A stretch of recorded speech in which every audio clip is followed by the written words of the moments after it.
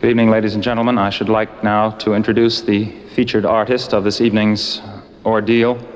I'm sure that you will all agree without any hesitation that Tom Lehrer is the most brilliant creative genius that America has produced in almost 200 years. And so perhaps a few words of biographical background might not be amiss. Endowed by nature with perhaps the most glorious baritone voice to be heard on any stage since the memorable concert debut in 1906 of Neville Chamberlain, endowed also with 12 incredibly agile fingers, Mr. Lehrer has had a long and varied career in the field of entertainment, starting with 9 years at Harvard University, where it was that he first decided to devote his life to what has since become a rather successful scientific project, namely the attempt to prolong adolescence beyond all previous limits.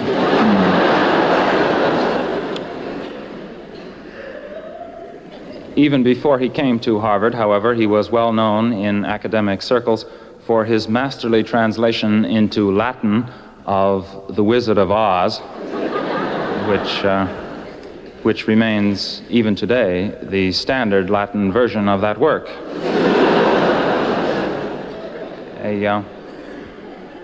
A few years ago, he was inducted forcibly into the United States Army and spent most of his indenture in Washington as a sort of Army liaison to the Office of Naval Contemplation.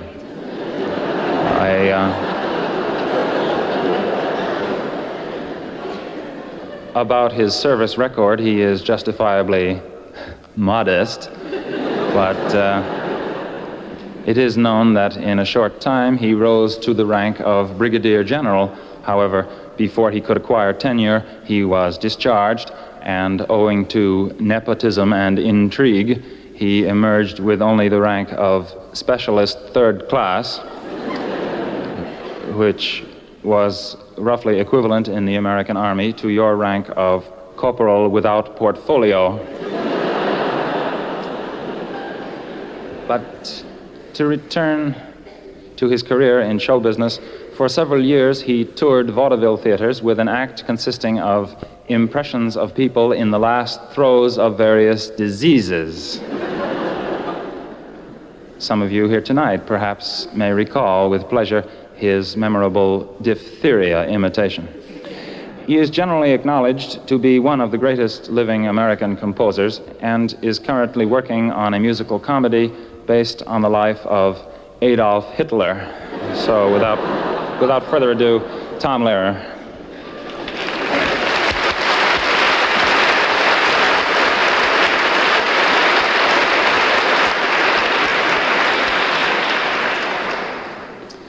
You'd be amazed at the money we save that way.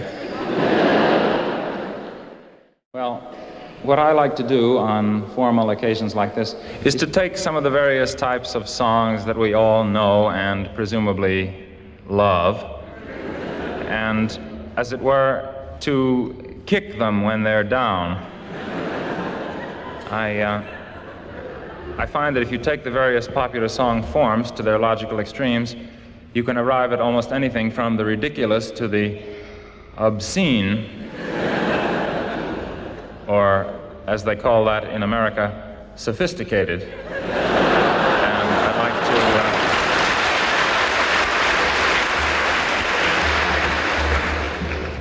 I'd like to illustrate with several hundred examples for you this evening. First of all,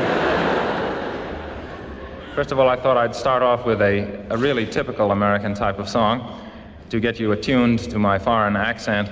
One of the favorite topics for American songwriters is our South, or as we call it, Dixie. And it's always seemed to me, though, that most of these songs really don't go far enough. The following song, on the other hand, goes too far. It's called I Want to Go Back to Dixie. I want to go back to Dixie. Take me back to the old Dixie. That's the only little old place for little old me.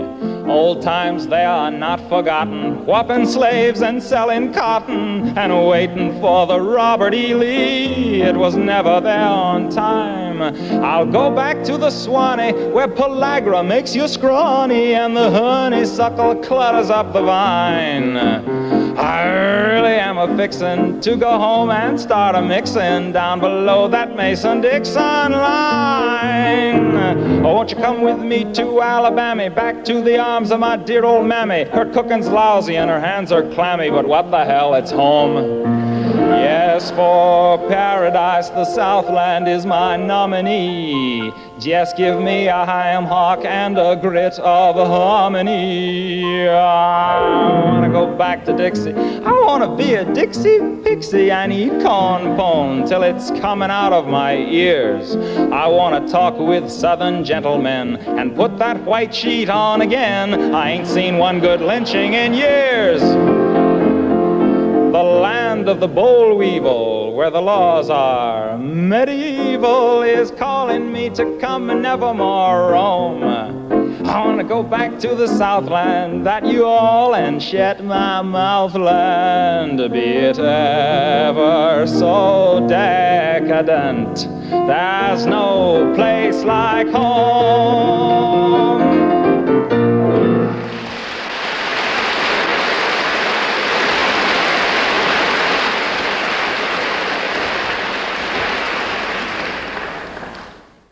I should like to insert a small footnote at this point to the effect that I shall be singing these songs in the original American, but I will attempt to explain them briefly in English as I go along. However, some of them may get a bit too American in spots, so that some of you may be on rather a sticky wicket when it comes to these. We had hoped to provide a glossary of terms, but this was found to be economically unfeasible. So, if you do find you have some difficulty in understanding, I suggest perhaps the best thing to do would be to drop a note to the American Embassy in Canberra, and I'm sure they'll be delighted to assist you.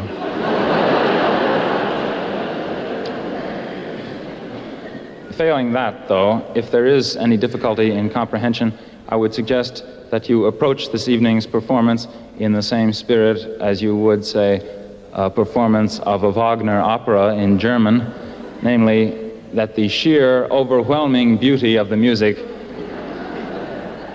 precludes the necessity for understanding exactly what's going on. But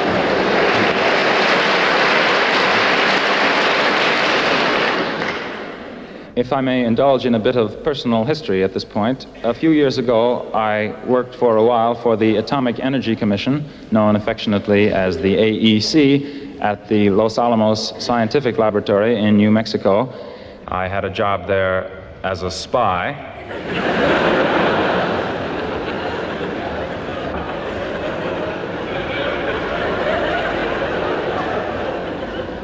I expect you know that the staff out there at that time was composed almost exclusively of spies.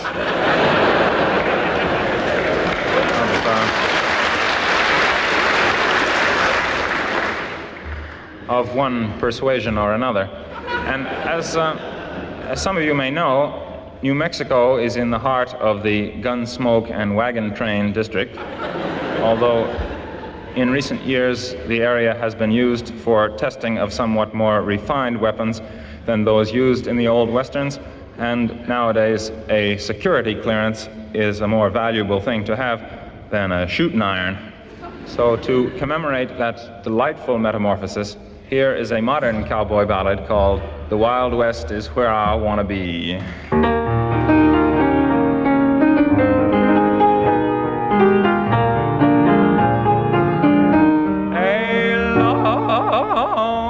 Trail you'll find me loping while the spaces are wide open in the land of the old AEC, while the scenery's attractive and the air is radioactive. Oh, the Wild West is where I wanna be. Amid the sagebrush and the cactus, I'll watch the fellas practice dropping bombs through the clean desert breeze. I'll have on my sombrero, and of course I'll wear a pair of Levi's over my lead BVDs. I will leave the city's rush, leave the fancy and the plush, leave the snow and leave the slush and the crowds. I will seek the desert's hush, where the scenery is lush. How I long to see the mushroom clouds. Mid the yuccas and the thistles, I'll watch the guided missiles while the old FBI watches me. Yes, I'll soon make my appearance, soon as I can get my clearance, 'cause the Wild West is where I wanna be.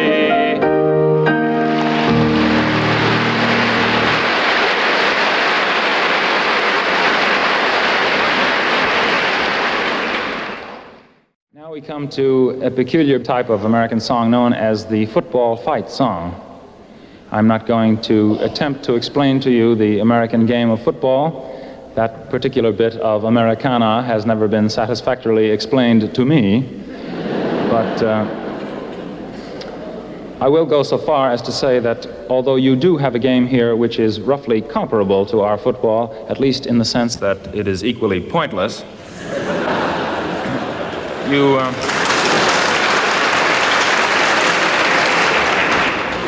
you do not, I believe, have any counterpart to our football fight song, and it is with that aspect of the problem that I propose to deal. Many years ago, during my undergraduacy, there used to be these long Saturday afternoons in the autumn with nothing to do. The library was closed.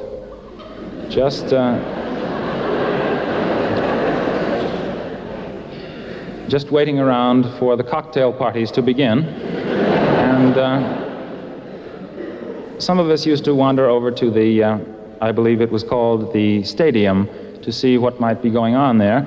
And on occasions like this, one did come to realize that the football fight songs, which one hears in comparable American stadia, have a tendency to be somewhat uncouth and even violent. And that it would be refreshing, to say the least, to find one that was a bit more genteel. And here it is, dedicated to my own alma mater and called Fight Fiercely, Harvard.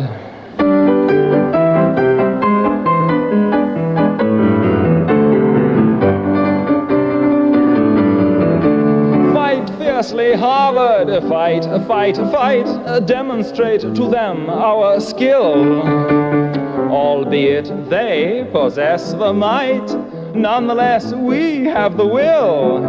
How we will celebrate our victory. We shall invite the whole team up for tea. How jolly. Hurl that spheroid down the field and fight, fight, fight. Fight fiercely, Harvard. Fight, fight, fight. Impress them with our prowess. Do. Oh, fellows, do not let the crimson down. Be of stout heart and true. Come on, chaps, fight for Harvard's glorious name. Won't it be peachy if we win the game? Oh, goody. Let's try not to injure them, but fight, fight, fight. Let's not be rough, though. Fight, fight, fight, and do fight fiercely. Fight, fight, fight.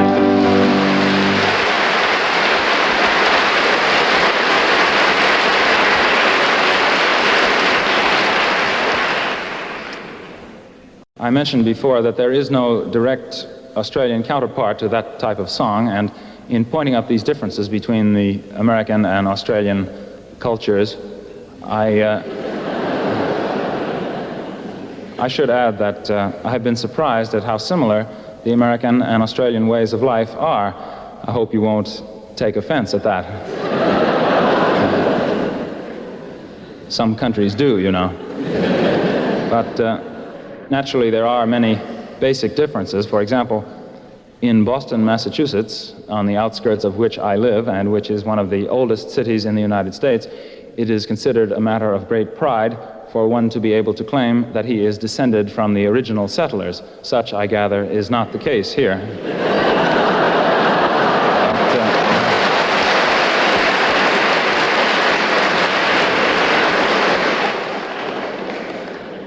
But while I'm on this general subject, I should be frank and say that there are many respects in which you are definitely years behind us.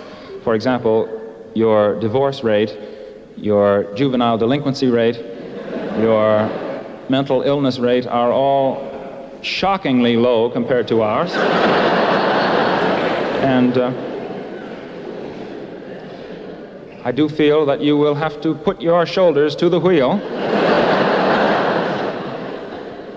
if you intend to catch up to our degree of civilization.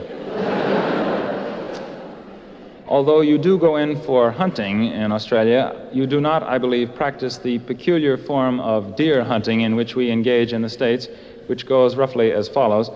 These deer hunters put on bright red hats and go out and attempt to shoot deer. If they succeed in this, they tie them to the sides and the front and the tops of their cars and drive them home. What they do with them when they get them home, I have not been able to ascertain. I suspect that some sort of primitive sacrament is involved.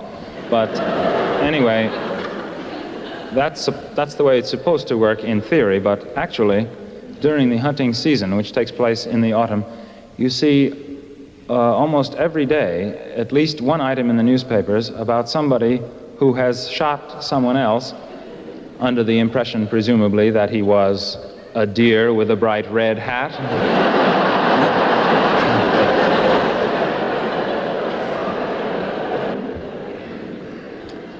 Or possibly a large flesh-colored squirrel. But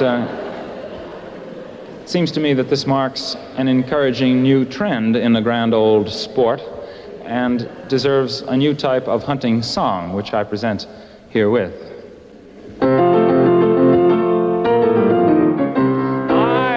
Will remember 'twas a year ago November, I went out to hunt some deer on a morning bright and clear. I went and shot the maximum the game laws would allow, 2 game wardens, 7 hunters, and a cow. I was in no mood to trifle, I took down my trusty rifle and went out to stalk my prey. What a haul I made that day. I tied them to my fender and I drove them home somehow. 2 game wardens, 7 hunters, and a cow. The law was very firm, it took away my permit, the worst punishment I ever endured. It turned out there was a reason, cows were out of season, and one of the hunters wasn't insured. People ask me how I do it, and I say there's nothing to it. You just stand there looking cute, and when something moves, you shoot. And there's 10 stuffed heads in my trophy room right now, 2 game wardens, 7 hunters, and a purebred Guernsey cow.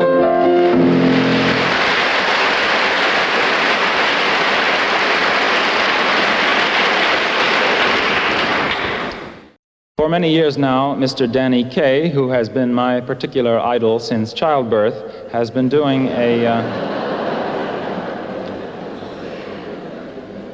a routine about the great Russian director Stanislavski and the secret of success in the acting profession.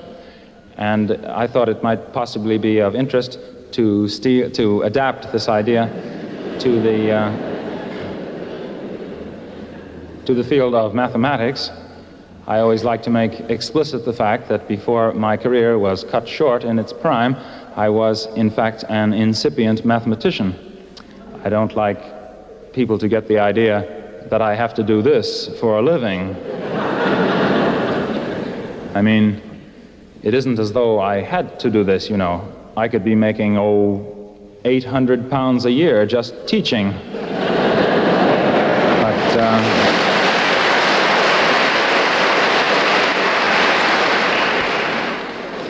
Be that as it may, some of you may have had occasion to run into mathematicians and to wonder, therefore, how they got that way.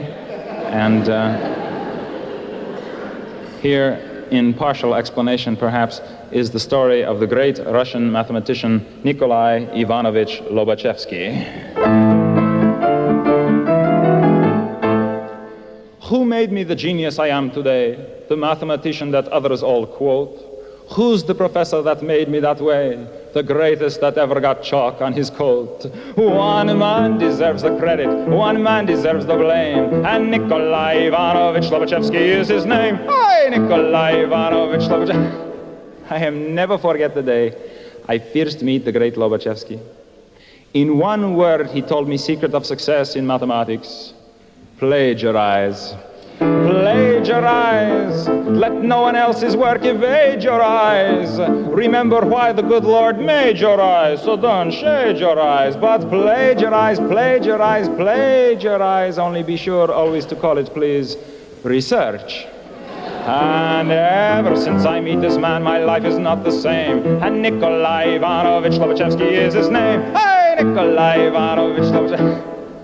I never forget the day I am given first original paper to write. It was on analytic and algebraic topology of local Euclidean metrization of infinitely differentiable Riemannian manifold. Boże mój. This I know from nothing. But I think of great Lobachewsky and I get idea. Ha ha! I have a friend in Minsk who has a friend in Pinsk, whose friend in Omsk has friend in Tomsk with friend in Akhmolinsk. His friend in Alexandrovsk has friend in Petropavlovsk, whose friend somehow is solving now the problem in Dnepropetrovsk. And when his work is done, aha, begins the fun. From Dnepropetrovsk to Petropavlovsk, by way of Yisk and Novorossiysk, to Alexandrovsk, to Akhmolinsk, to Tomsk, to Omsk, to Pinsk, to Minsk. To me the news will run. Yes, to me the news will run. And then I write by morning, night, and afternoon, and pretty soon my name in Dnepropetrovsk is cursed. When he finds out, I publish first. And who made me a big success and brought me wealth and fame? Nikolai Ivanovich Lobachewsky is his name. Hey, Nikolai Ivanovich Lobachewsky. I have never forget the day my first book is published. Every chapter I stole from somewhere else. Index I copy from old Vladivostok telephone directory. This book was sensational. Правда? Правда. Правда, said Gilles Bilcaroli, когда при нем блоха жила, it stinks. But, известия, said я иду куда сам царь идет пешком, it stinks. Metro Goldwyn Moskva bought the movie rights for 6 million rubles, changing title to The Eternal Triangle, with Marilyn Monroe playing part of hypotenuse. And who deserves the credit and who deserves the blame? Nikolai Ivanovich Lobachewsky is his name.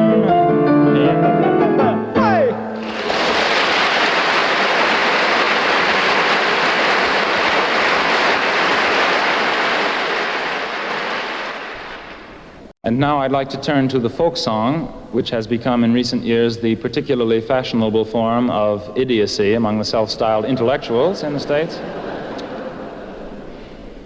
People who deplore the level of current popular songs, although I will admit that they seem to be recording almost anything these days. Have you heard Sessue Hayakawa's record of Remember Pearl Harbor? Anyway.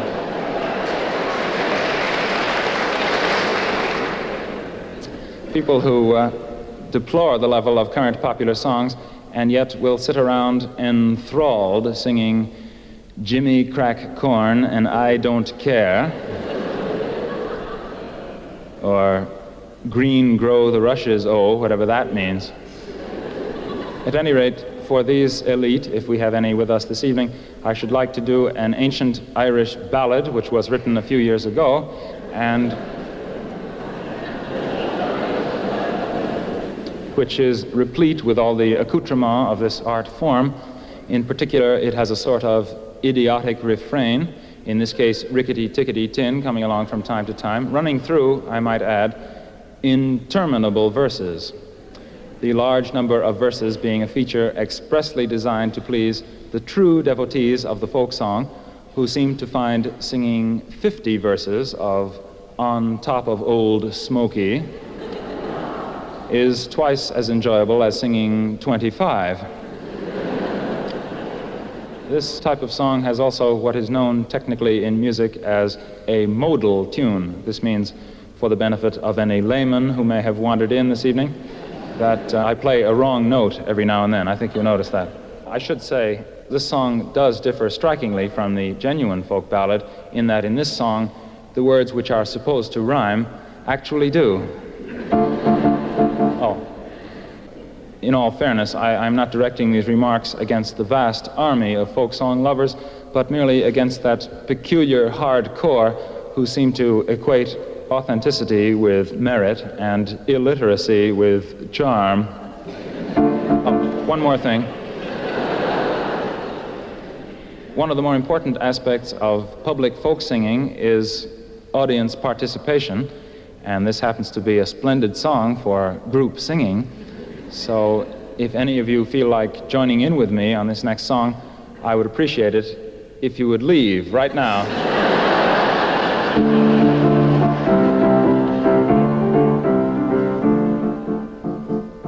About a maid I'll sing a song, sing rickety-tickety-tin. About a maid I'll sing a song who didn't have her family long. Not only did she do them wrong, she did every one of them in. She did every one of them in. One morning in a fit of pique, sing rickety-tickety-tin. One morning in a fit of pique, she drowned her father in the creek. The water tasted bad for a week, and we had to make do with gin. We had to make do with gin. Her mother she could never stand, sing rickety-tickety-tin. Her mother she could never stand, and so a cyanide soup she planned. The mother died with a spoon in her hand, and her face in a hideous grin, her face in a hideous grin.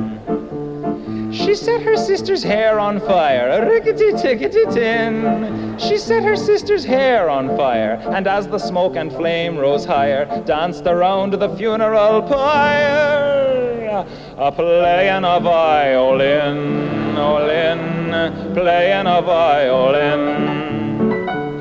She weighted her brother down with stones, rickety-tickety-tin. She weighted her brother down with stones and sent him off to Davy Jones. All they ever found were some bones and occasional pieces of skin, occasional pieces of skin. One day when she had nothing to do, sing rickety-tickety-tin. One day when she had nothing to do, she cut her baby brother in two and served him up as an Irish stew, and invited the neighbors in, invited the neighbors in. And when at last the police came by, sing rickety-tickety-tin. And when at last the police came by, her little pranks she did not deny. To do so she would have had to lie, and lying she knew was a sin, a sin. Lying she knew was a sin. My tragic tale I won't prolong, rickety-tickety-tin. My tragic tale I won't prolong, and if you do not enjoy my song, you've yourselves to blame. If it's too long, you should never have let me begin. You should never have let me begin.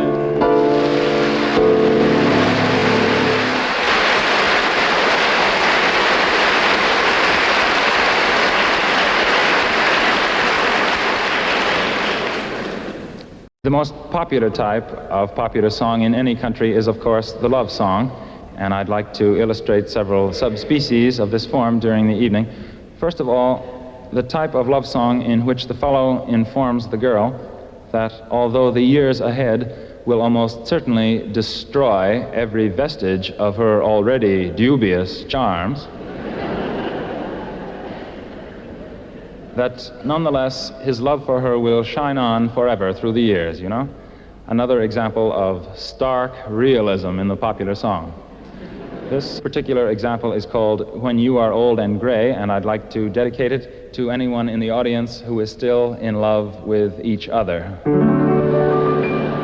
Since I still appreciate you, let's find love while we may, because I know I'll hate you when you are old and gray. So say you love me here and now, I'll make the most of that.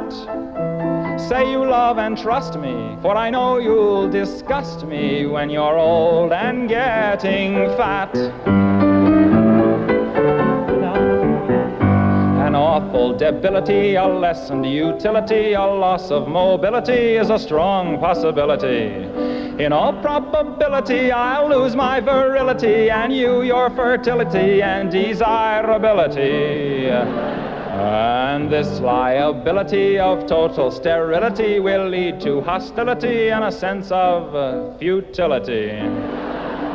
So let's act with agility while we still have facility, for we'll soon reach senility and lose the ability.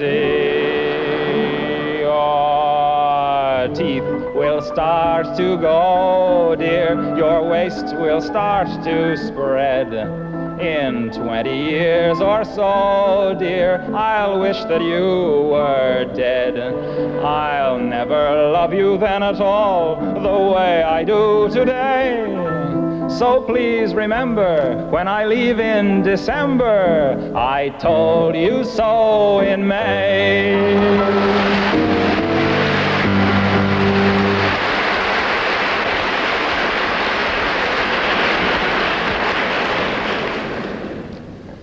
This might be as good a moment as any to insert a small commercial for some recordings I have made of some of these songs, which are carried by most of the less scrupulous record shops throughout Australia.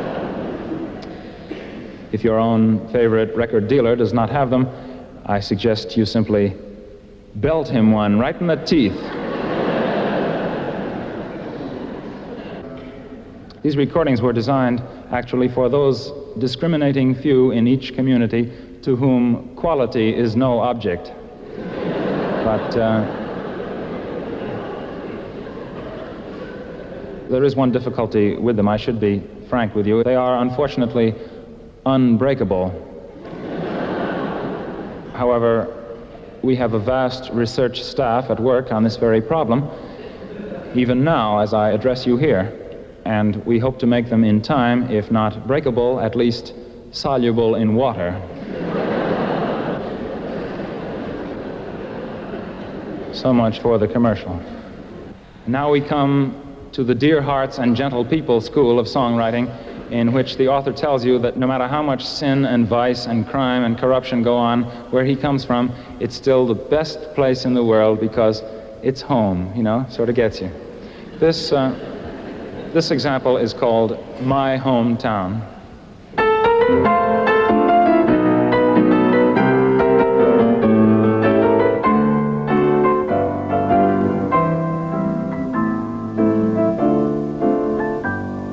I really have a yen to go back once again, back to the place where no one wears a frown, to see once more those super special, just plain folks in my hometown. No fellow could ignore the little girl next door. She sure looked sweet in her first evening gown. Now there's a charge for what she used to give for free in my hometown. I remember Dan, the druggist on the corner. He was never mean or ornery, he was swell. He killed his mother-in-law and ground her up real well, and sprinkled just a bit over each banana split. The guy that taught us maths, who never did take baths, acquired a certain measure of renown. And And after school he sold the most amazing pictures in my hometown. That fellow was no fool who taught our Sunday school, and neither was our kindly Parson Brown. I think I'll leave this line out. There may be someone here tonight from Adelaide, in my hometown.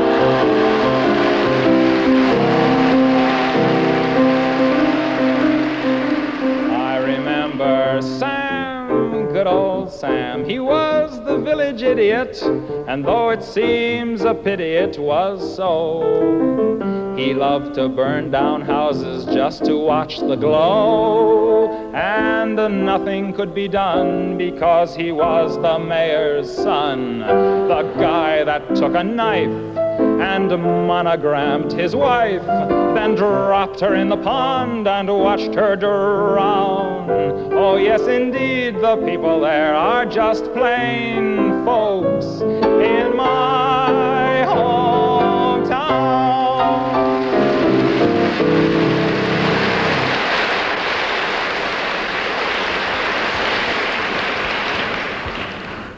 You're probably familiar with songs about the old lamplighter and the old dream peddler and the old garbage collector and all these lovable old characters that go around spreading sweetness and light to their respective communities. But it's always seemed to me that there is one member of this happy band who does an equally fine job, but who has never been properly celebrated in song or story. And this is an attempt to remedy, at least in part, that deplorable situation.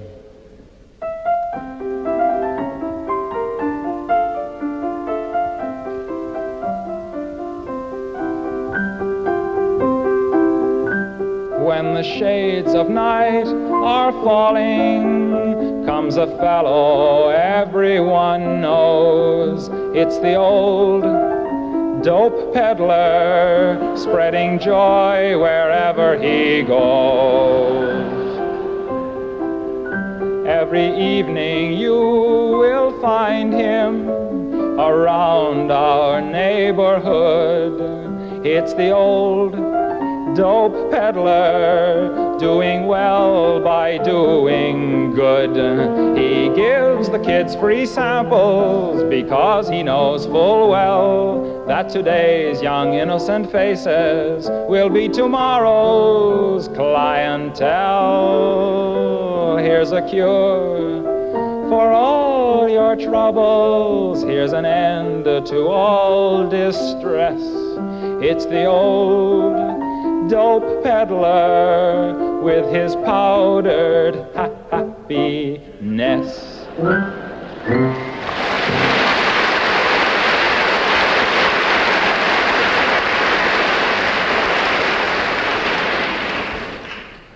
I realize it's very bad form to quote from one's own reviews, but I would like to mention something that the New York Times said about me once, which I have always treasured. They said, Mr. Lehrer's muse is not fettered by such inhibiting factors as taste.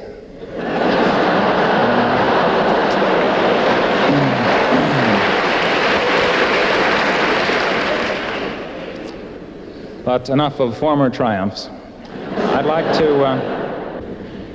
to turn again to the love song and illustrate I generally like to include at least one or two love songs in the evening's program, partly perhaps to convince people that even at the Harvard University Graduate School, that hotbed of celibacy that I used to call home, we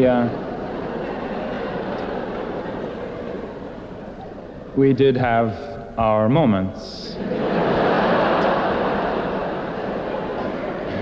Anyway, I'd like to consider the Viennese waltz variety of love song of the Franz Lehrer Johann Strauss school, conjuring up images of gaily waltzing couples and probably stale champagne drunk from sweaty slippers.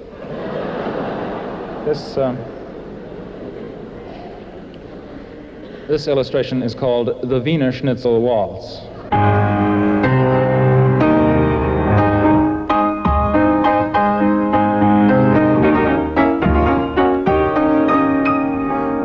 Remember the night I held you so tight night as we danced to the Wiener Schnitzel waltz. The music was gay and the setting was Viennese. Your hair wore some roses, or perhaps they were peonies. I was blind to your obvious faults as we danced across the scene to the strains of the Wiener Schnitzel waltz.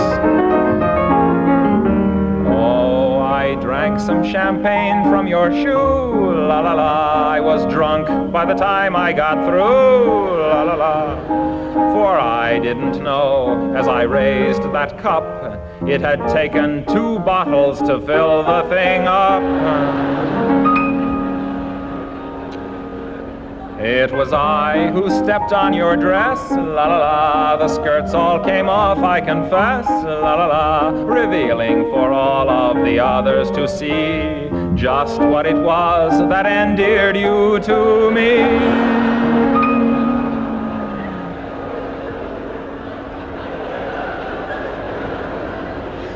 I remember the night I held you so tight as we danced to the Wiener Schnitzel waltz. Your lips were like wine, but your teeth rather yellowish.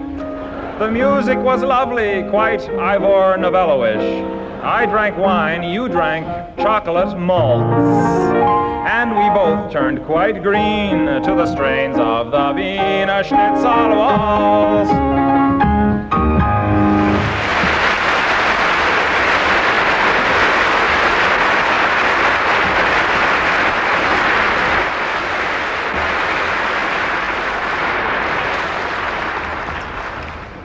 One more love song.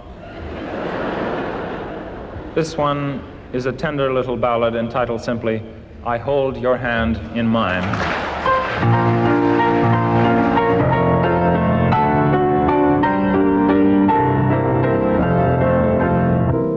I hold your hand in mine, dear.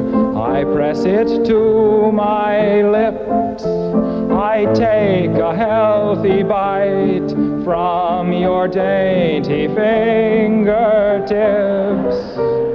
My joy would be complete, dear, if you were only here. But still I keep your hand as a precious souvenir. The night you died, I cut it off. I really don't know why. For now, each time I kiss it, I get blood stains on my tie.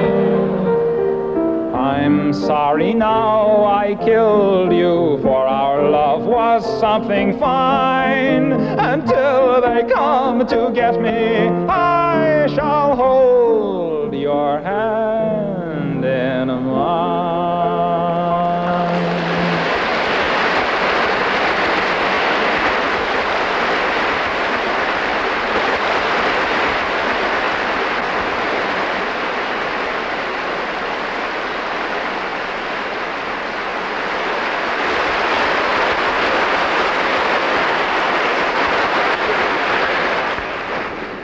Ah, very good.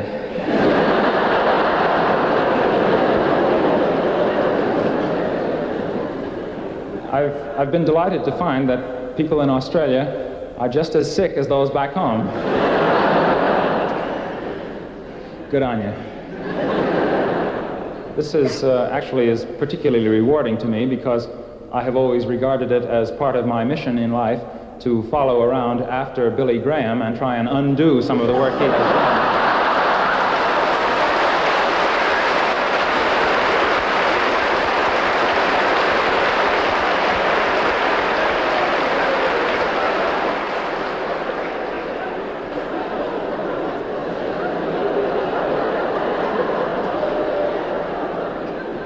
I see.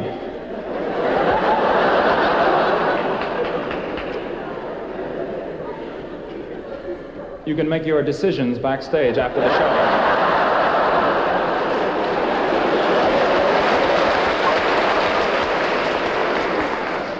Well, anyway, I have time for one more here, and this is a little song dedicated to the Boy Scouts.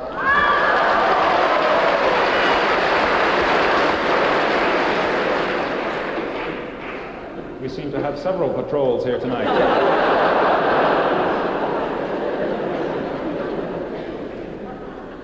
The Boy Scouts, those noble little bastions of democracy,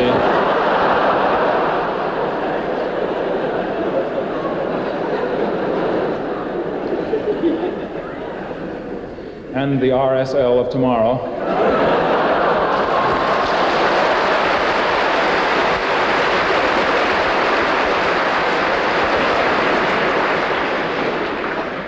Their motto is, as you know, be prepared, and that is the name of the song.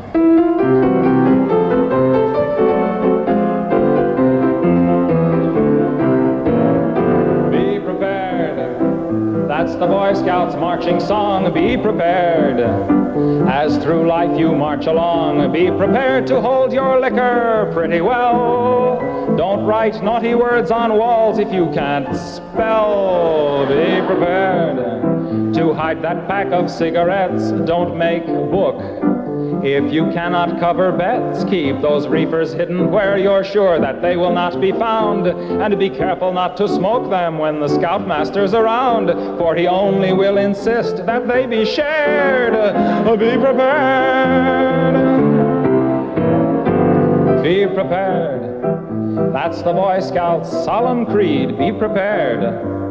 And be clean in word and deed. Don't solicit for your sister, that's not nice, unless you get a good percentage of her price. Be prepared. And be careful not to do your good deeds when there's no one watching you. If you're looking for adventure of a new and different kind, and you come across a Girl Scout who is similarly inclined, don't be nervous, don't be flustered, don't be scared. Be prepared.